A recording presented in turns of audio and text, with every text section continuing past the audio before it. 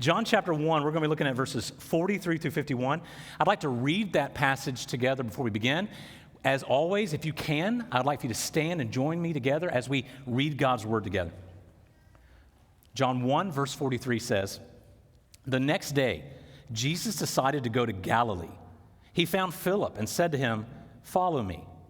Now Philip was from Bethsaida, the city of Andrew and Peter. Philip found Nathanael and said to him, 'We found him whom Moses in the law and also the prophets wrote, Jesus of Nazareth, the son of Joseph.' Nathanael said to him, 'Can anything good come out of Nazareth?' And Philip said to him, 'Come and see.'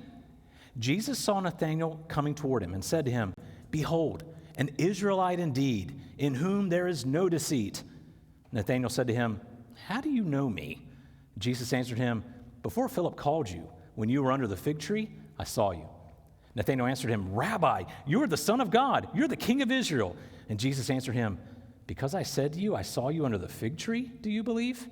You will see greater things than these.' And he said to him, 'Truly, truly, I say to you, you will see heaven opened and the angels of God ascending and descending on the Son of Man.'" Will you pray with me? Our Father and our great God, we are thankful to be here together. Lord, it's been a good time to celebrate the beautiful name of your Son, Jesus. Lord, you have no rival. You have no equal. Every word of that song is true. And Lord, now as we turn our attention to your Son, as he is written about in your word, God, may we be faithful in our study. God, I pray that if I say anything today that is just my opinion, let that be forever forgotten in the ears of those listening. But Lord, may your word be what's remembered. May it change us. May we leave this room today more like your Son Jesus than we were when we came in. May we now turn our attention to your word because it reveals who you are. And we pray this in your Son's great name. Amen. You may be seated. As I was saying earlier, we are living in a different time. We're trying to get used to things. The phrase, the new normal, keeps coming up. Something happened yesterday, or this weekend, that was kind of a big deal. You might think, after I tell you, it's not really that big. But at least one family in here will celebrate. This weekend was opening day. Where are my Smiths? The Smiths, opening day. Who watched a baseball game yesterday on television? Anybody? Okay, 3 of us. All right, me and the Smiths. Excellent. So we're just going to talk directly in this direction. If you did not watch opening day, first of all, it's a 60-game season. In my personal opinion, it doesn't really count, but we'll talk about that after the service. But in this 60-game season, they don't have any fans in the stands, but they've generated through the computer fans in the stands. It's hilarious to watch, honestly. So there was a foul ball that went into the stands, and nobody's in the stands. But all of a sudden, you see some computer-generated people. Some were wearing. I was watching the Cubs game. Some were wearing Cubs jerseys. Some were wearing Brewers jerseys. And it wasn't really right because it was a 50-50. There were some wearing Brewers, some wearing Cubs. It's not Wrigley. No one. If you show up in a Brewers jersey at Wrigley, you'll get beat up. So that wasn't real. But they showed fans, and they were just kind of simple movements. It was just, so there's a foul ball coming. And I'm thinking, what's going to happen when the ball goes through that computer-generated person? Are they going to show I'll let that mind go, or I'm thinking. And then they piped in crowd. There are people on the Cubs team who never get cheered at Wrigley. I know this. All right? Some of these players bat 150. And you got all the fans are behind them going, "You got this, go ahead." Nobody cheers for that guy that loud. But they're piping in cheering. I can't imagine what that's like to be at the stands. But what I did notice, and this happened yesterday, usually during a baseball game, the teams clamor back and forth at each other, talking smack back and forth. Usually you can't hear it because the fans are there. You can hear everything now. And a fight almost broke out between the Brewers and the Cubs over just something stupid. It was kind of like, this is going to be an interesting season. I don't know if it's going to be baseball or UFC, but this is going to be fun. But then they said there's a rule, you can't fight because of COVID. And then the announcer was like, "So what do? You want to take a swing at the guy?" I'd be like, "You know what? COVID rules." So we don't. But we live in that weird time. It's kind of weird. So sports are kind of back. One thing that was different for us, we had distance learning in our house for a while. I'm thankful that distance learning happened when my kids were in middle school, because I can still do that math. Otherwise, it's struggle. I want to talk to you a little bit about that today because I know my kids are getting older. And I get nervous as a parent when I'm going to see bigger math books come home and more complicated stuff come home.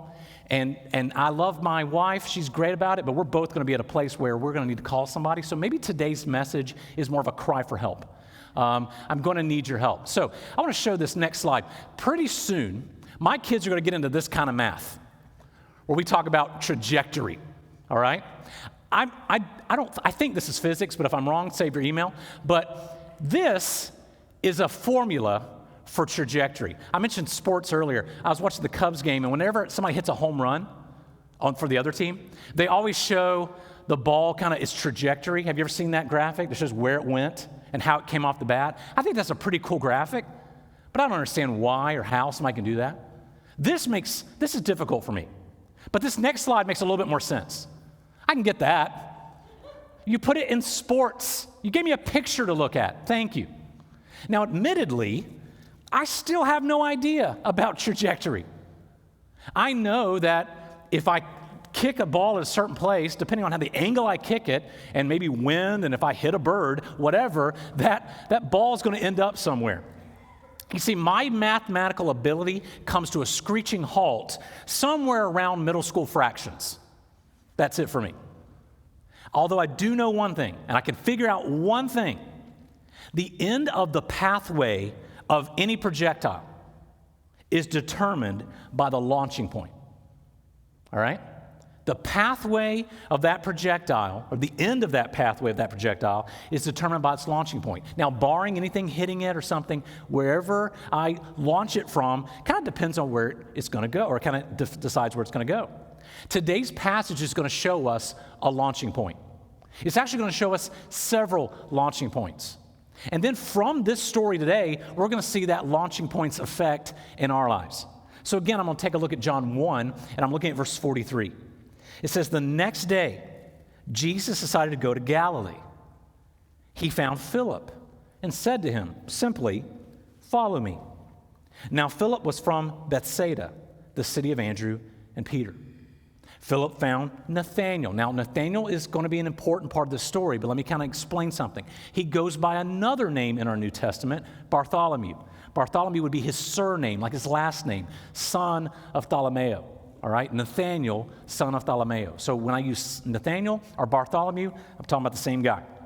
Philip found Nathanael and said to him, we have found him of whom Moses in the law and also the prophets wrote, Jesus of Nazareth, the son of Joseph.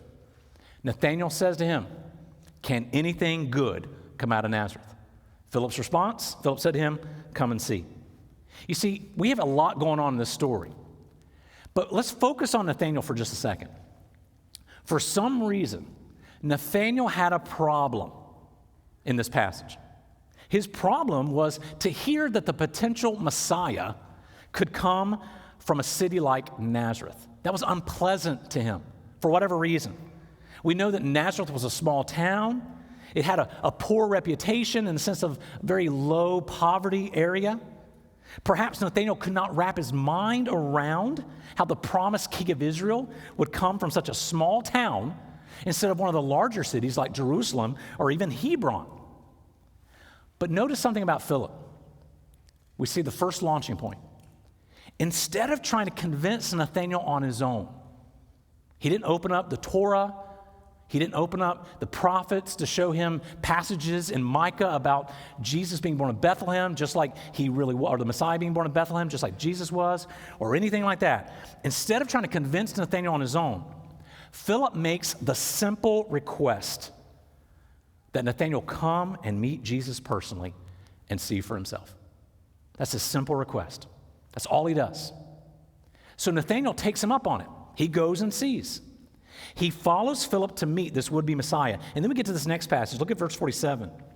When Jesus saw Nathanael coming toward him and he said to him, behold, an Israelite indeed, in whom there is no deceit. Now, what's going on in that passage? This phrase that is used here, it's meant to be kind of a play on words. Because the Old Testament patriarch, Jacob, whose name was later changed to Israel, was a man of guile and a man of deceit. As a matter of fact, the name Jacob literally means deceitful. It means heel grabber, all right, someone who pulls your leg. So when Jesus makes this statement, it's revealing some important details about the rest of the story we'll see in a minute. Jesus' reference to Jacob here is going to come at the end of the story. It's going to come back up. And Nathanael is understandably confused at this greeting. Why? Because just like us, if somebody acts like they know us already and we've never met them, we think that's weird. We think that's really, really weird. And so Nathanael responds with this. He said, "How do you know me? How do you know me?" Jesus answered him, "Before Philip called you, when you were under the fig tree, I saw you." Nathanael answered him, "Rabbi, you're the Son of God. You're the King of Israel." Have you ever read that passage and thought, Nathanael, you totally took a 180 there. You went from, can anything good come from out of this backwood town of Nazareth, to, oh, you saw me under a fig tree once? You must be the Messiah. It's just some weird switch. How did this happen? How does he go from, can anything good come out of Nazareth, to you are the Son of God, the King of Israel? Now, I've read this passage in the past, and I really love looking at the Gospels and people's interaction with Jesus and his interaction with people. And I've often wondered what made Nathanael respond the way he did to Jesus. So big deal. Jesus saw you under a fig tree. What's the point? Why this dramatic change? Now, if you know me, you know I like to have fun looking at background stuff. I'm a real nerd when it comes to history and language. I don't understand math, but language makes sense. History doesn't change. I love to study it. So let's take a look at this one. Here's where some background's helpful. Now, the Jewish writings were compiled, and there was also a text that was on how to live those Jewish writings. So we had the law, the books of Moses, and then there were some writings that went along with it that showed how to live those out. Think about a commentary, if you might have a study Bible here with you. You have some notes underneath those verses. It was called the Talmud. The Talmud was the commentary on the Torah. So think of the study notes. Just like in a Bible, we wouldn't look at those study notes as inspired. This Talmud wasn't inspired. It was just rabbis' commentary on how to live the Torah. Now, here's why. It says this. The Talmud challenged men to read and reflect on the Torah, the law, under a large tree at least once a day. Now, you might think, okay, that's a big deal. Let's keep going. The fig tree was often used for this. Have you ever seen a fig tree? These are big trees. The fig tree was used as shade for learning by later rabbis, as well as being a symbol for the messianic peace and abundance that's coming in the kingdom.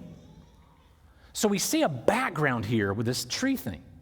Now, in his book, the Christian musician and author Michael Card, in his book, The Parable of Joy, commentary on John, he writes this. The key to unlocking the mystery, this mystery of Nathanael's change, is Jesus' reference to the fig tree. Notice something for a minute. Does it say in the text earlier that Philip saw Nathanael under a fig tree? Who's the first person to bring up a fig tree? It's Jesus. Philip doesn't mention it.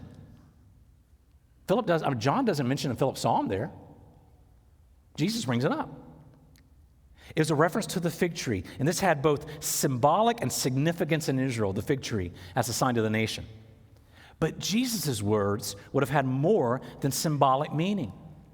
The fig tree was a common place for prayer, especially for young rabbinic students, which Nathanael may well have been.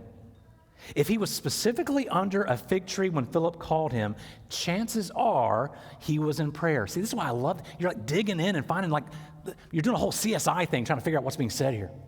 All right? This is an interesting fact but it doesn't fully explain the drama of the story. So what, we might say? His prayers were interrupted. After all, he did seem a bit irritated. The final piece of the puzzle involves first century rabbis teaching about prayer. The Jewish believer was taught that he who, when he prays, does not pray for the coming of the Messiah has not prayed at all. That's what the rabbis taught their students. He who does not pray for the coming Messiah has not prayed. With the rise of the Pharisaic movement, which is basically a back to the Bible group, the hope for the coming of Christ had been reawakened. People were excited about the Messiah. It was on everyone's mind and in everyone's prayer. Thus, if Nathanael had been at prayer, chances are he was praying for the Messiah. Perhaps this is why Jesus refers to him as a true Israelite. His faith was focused on waiting for the coming of the Messiah.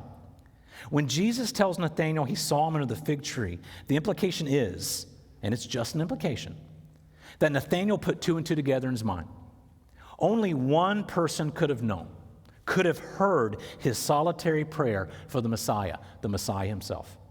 As the pieces fall together in his heart and mind, Nathanael finds himself on his knees. The true Israelite declares, Jesus is the King. So, Jesus declaring that he saw Nathanael under the fig tree was more than just some awareness of his location. It was an awareness of Nathanael's heart's desire. He who when he prays does not pray for the Messiah has not prayed. So when Jesus shows up here, he's showing him, he's an awareness of Nathanael's heart's desire. And it's that desire that Jesus came to meet. Now, we're going to look at this here in a little bit more in a moment. But this event changes everything for Nathanael. He's no longer concerned with Jesus' land of origin or his own preconceived notions about the Messiah. He's focused on a person now. His focus now is on a person, the one who's been waiting for. In his next statement of promise, Jesus' next statement of promise wraps up this whole passage. In verse 50, it says this, Jesus answered him, because I said to you, I saw you under the fig tree, do you believe? You will see greater things than these. And he said to him, truly, truly, I say to you, you will see heaven opened and the angels of God ascending and descending on the Son of Man. Now, here again, Jesus is alluding, like I said earlier, to Jacob. Primarily Jacob's dream in Genesis 28, verses 10 through 19. Here's what it says in Genesis 28, 10 through 19.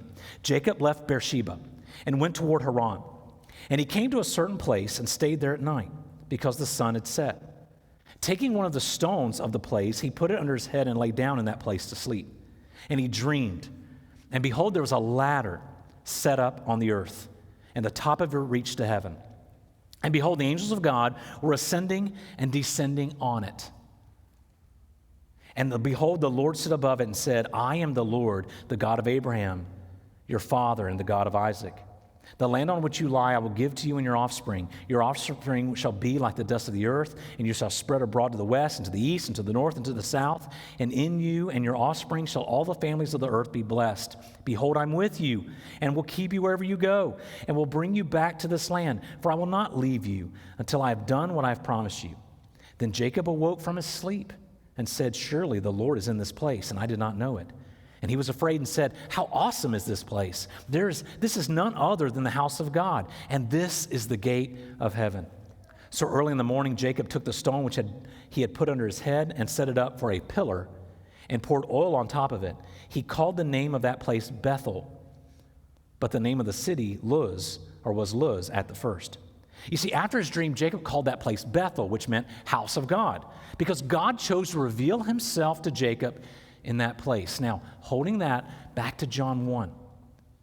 When Jesus uses the phrase ascending and descending on the Son of Man, what is he saying about himself? What in Jacob's dream is he saying the Son of Man is?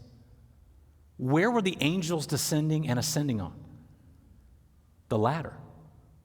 Jesus is saying something pointed here.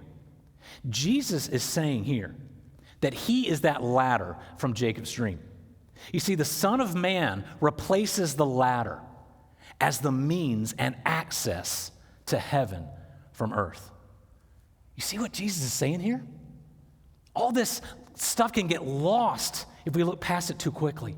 You see, in using this illusion, Jesus is claiming to be the decisive, ultimate connection between heaven and earth. God is now revealing himself to people, not at Bethel, not at a specific location, not even at the temple, but through Jesus. Jesus is now the means and access between heaven and earth, God and man. And he's telling Nathanael, this is what you're going to see. You follow me, Nathanael, you're going to see this. You're going to see every day in everything I teach, in every person I heal, and ultimately at my crucifixion and resurrection, you're going to see that I am that access. And that there is no way to the Father but through me. You see, in this event, as well as in the larger episode of chapter 1, John, the writer, is identifying Jesus as the heart and core of the gospel. For John, Christianity is simply not meant to be a philosophy of life, something that you find out that works for you. That's not all it's about. Christianity for John, the author of this book, centers on a person who is the core of everything Christians believe. And now the story of Nathanael illustrates this perfectly. You see, Nathanael's faith is centered on the one he's been faithfully praying for. But this event in John 1, is just the launching point. All this up to this point is just the kick. It gets Nathanael moving. And now that he's found him, Nathanael's life is set on a trajectory that's ultimately going to lead to him giving up his life for this person, Jesus. Now, for a second, I want you to track for a moment with me what I'm going to call the gospel trajectory of this passage. First, Nathanael's first response to this possible would-be Messiah is, can anything good come out of Nazareth? Basically saying, yeah, Philip, I doubt it. I doubt it. It would be like we're in an election year. It'd be like you finding a candidate you're all in on, and you go and tell somebody, and they're kind of jaded with politics. They go, yeah, okay, he's probably going to cheat. She's probably going to lie, right? Whatever. Good luck, Philip. Matter of fact, there had been at that time some false messiahs that had already come, and Nathanael was just kind of being jaded here.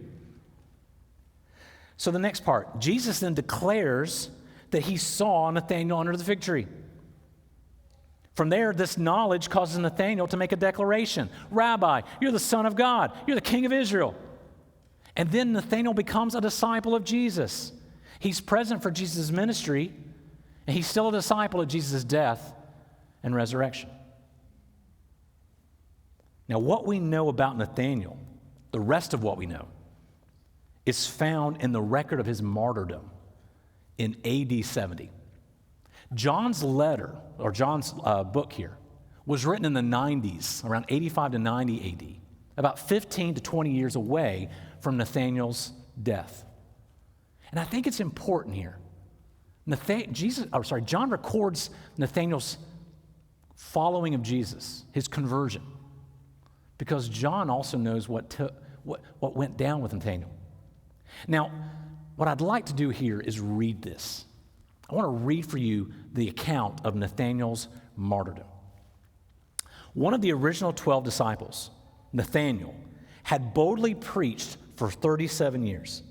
Starting in the heathen cities throughout what is now Turkey, he didn't travel to India.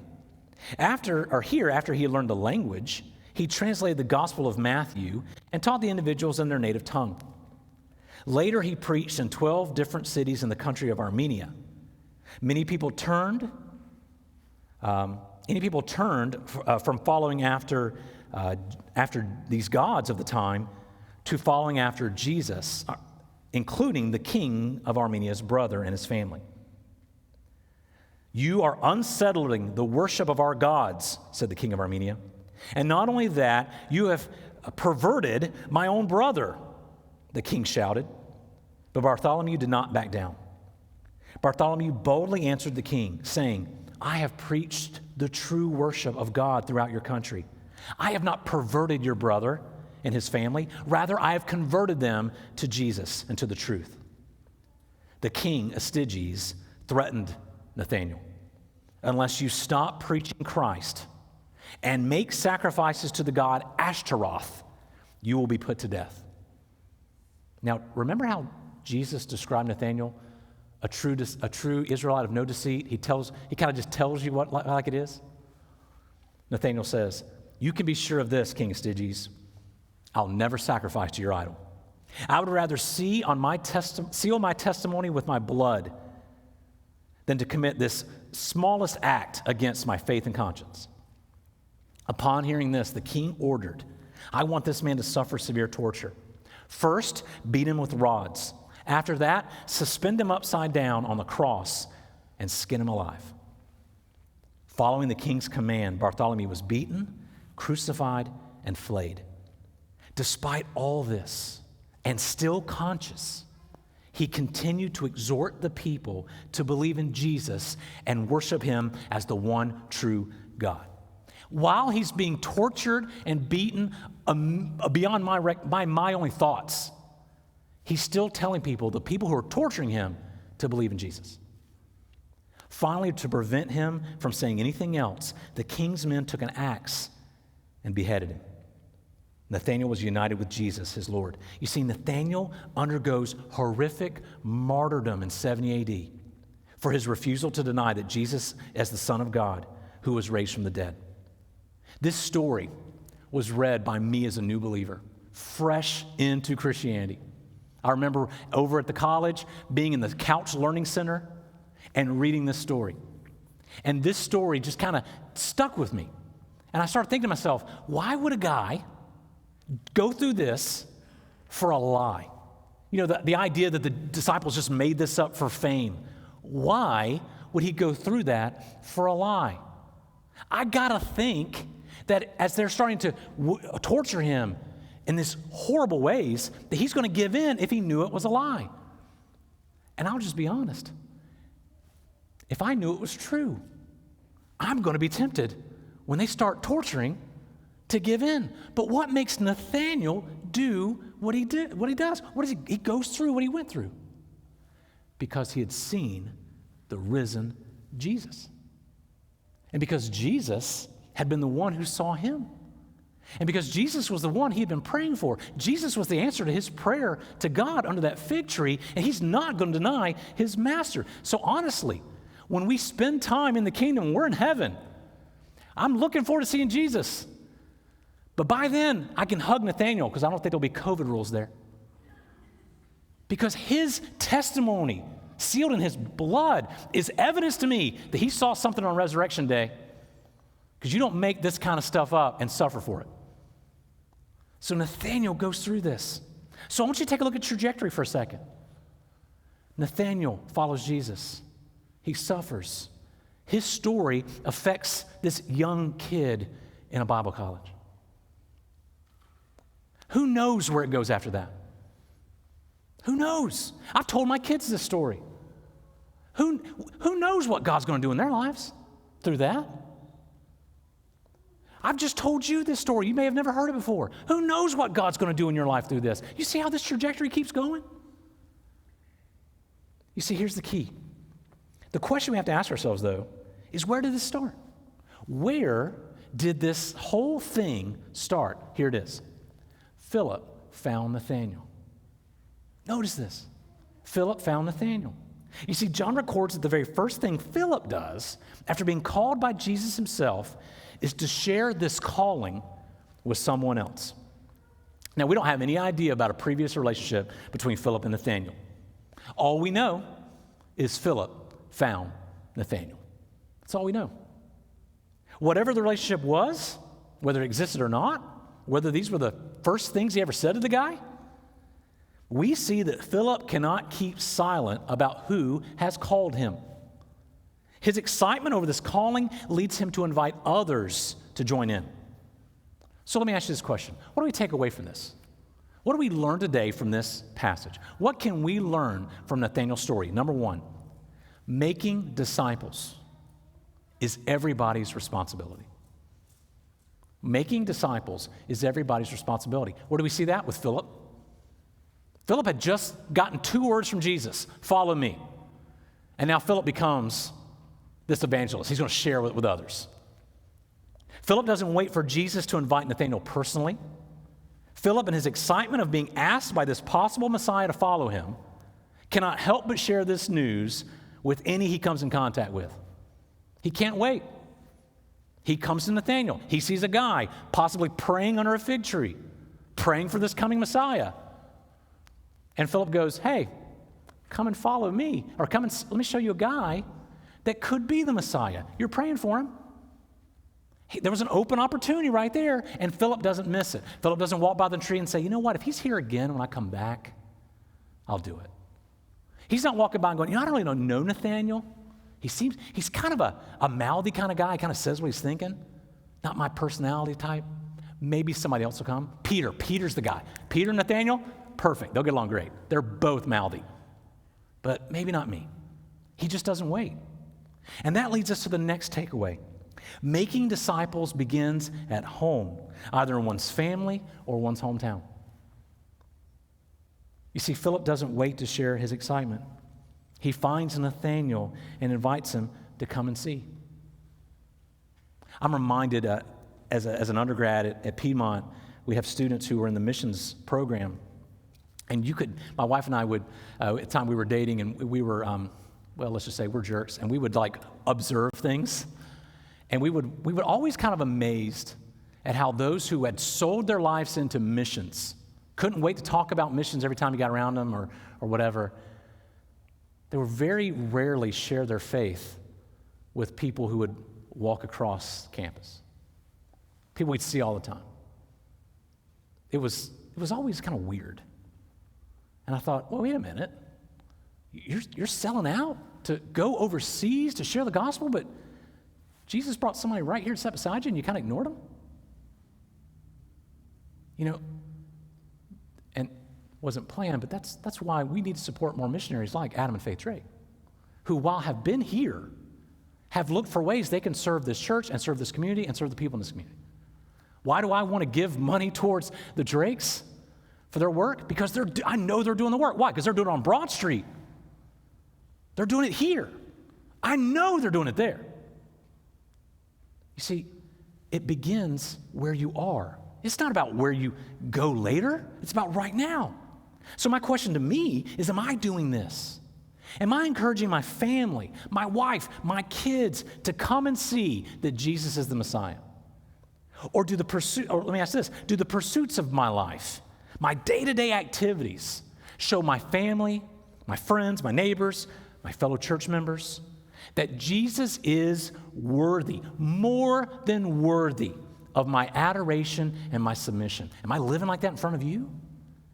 And like before, at this point leads to my next point. Number 3, making disciples promotes the Lord, not ourselves. It promotes the Lord and not ourselves. You see, the goal of Philip was not to convince Nathanael that Philip was justified by his choice to follow after Jesus. Right? I mean, Nathanael goes, can anything come out of Nazareth? He's basically saying, Philip, you're wasting your time on somebody from Nazareth? Are you kidding me? I'm reading the Torah. He's not coming from Nazareth, not a backwoods town like that. Now, I don't know how you handle when people judge you by your decisions, but something comes up in me. I'm like, oh, okay, we're going to prove this. Let's have a debate right here in this public place. It's never going to go well there. Philip could have taken the time to justify his decision, but he doesn't. He simply suggests that Nathanael come and see. He wasn't seeking to defend his decision, rationalize it, or even validate his belief in Jesus. He just says, come and see. I believe it was C.S. Lewis who said, when people are talking about to defend Jesus against the critics of the day, he said, you don't defend a lion, you just let it out of the cage. Philip is just letting Jesus out of the cage. Come and see. You see, making disciples is not about promoting oneself or creating some logically constructed argument, even though those things are important. The argument is important. Knowing what you're talking about is very important. That's key. But making disciples is about inviting others to find true life in Jesus. Come and see. And then finally, making disciples is a present work with a future trajectory. For a moment, think about your path. What event or events led you to this present point in your life? choices you made, meetings you had, relationships. Truth be told, our stories are often intertwined with the stories of others. You could probably share something in here with me, and as you share your story, you're going to name someone else in this room. See, when we look back on where we've come, we inevitably see faces along with events. So think about the faces in your story, in your path. Why are they on your path? What significant contribution to your story did they bring to your path? Are the faces in your story those who were so excited about their calling that they were compelled to invite others to join? How does your face appear in the story of others? Are you contributing for the gospel good in the path of others? I chose that phrase for the good on purpose because, truth be told, we can easily affect others' path for the negative. When our interactions with one another are laced with negativity of life rather than the goodness of God, when our conversations are more focused on the temporal than on the eternal, when our actions and attitudes reflect our pursuits of comfort and pleasure rather than our abandonment to His sovereignty and Him being glorified, we can affect others for the negative. There's a Swiss theologian, F.L. Godet, who once said making disciples was like this: one torch serves to light another. Now, even though this appears to be a simple cliche, there's a lot of stuff going on in this passage. You see, a lit torch can light other torches. And if the torch is not lit, it can't light another. Ultimately, it's this: you replicate what you are. You replicate what you are. Let that sink in for a minute. We are constantly making disciples. Let that sink in for a second. You're like, well, I don't think I'm doing that. You are. We are constantly making disciples with how we live, how we interact, how we portray Christ, or how we do not portray Christ. We are making disciples constantly. The question is, what kind of disciple are you making? What kind of disciple am I making? Are they followers in the way of Jesus, or are they followers in the way which I feel is right for them? What kind of disciples am I making with my neighbors, friends, family, my kids? What will the end result of their trajectory be because of my influence in their life? What will be the end result of those you come in contact with, the end result of their trajectory because of your interactions with them? May it be said of all of us in this room today that our part in the gospel trajectory of others served to help them find and pursue life in Jesus, just like Philip did with Nathanael, and that Nathanael has done for countless others. Will you pray with me today? Our Father and our great God, we are grateful for your word. We're grateful for this story that the Apostle John saw fit to include in his presentation of Jesus. Father, John even says, Jesus did many other things, many other signs, many other miracles, but the things that were written, chosen by John for one purpose, so that we who read it would believe that Jesus is the Christ, the Son of God, and that by believing, we would find life in his name. So he's chosen this passage, this story of Nathanael, for a reason. Lord, I'm thankful that he did. And Lord, I'm thankful that you saw fit to call Philip to follow you. And that Philip didn't waste time. He found Nathanael at the right moment. When Nathanael was praying for the Messiah, Philip offered him an answer. Nathanael came in skepticism, and Jesus proved he is who he says he is. And that set Nathanael's life on a trajectory that would ultimately lead to his martyrdom for the faith. And that martyrdom would affect me, would affect others. Thank you, Father. So now as we take that truth, we'll stand at a place we now stand in the gospel path of others. For some, you're asking us to assist them in their launching point, to share Christ. For others, to engage them where they already are. But God, for whatever reason, whatever purpose you have for us, may we be faithful. May we truly believe what we've sung already, that you have no rival, you have no equal. Whether it be our preferences, our comforts, our worries, and our fears, nothing stands against you. So Lord, when you've called us to interact with others, to make disciples, Father, help us to be faithful in doing so. So that years from now, somebody may say, it was because of this person that I found Jesus. And we pray this all in your Son's great name. Amen.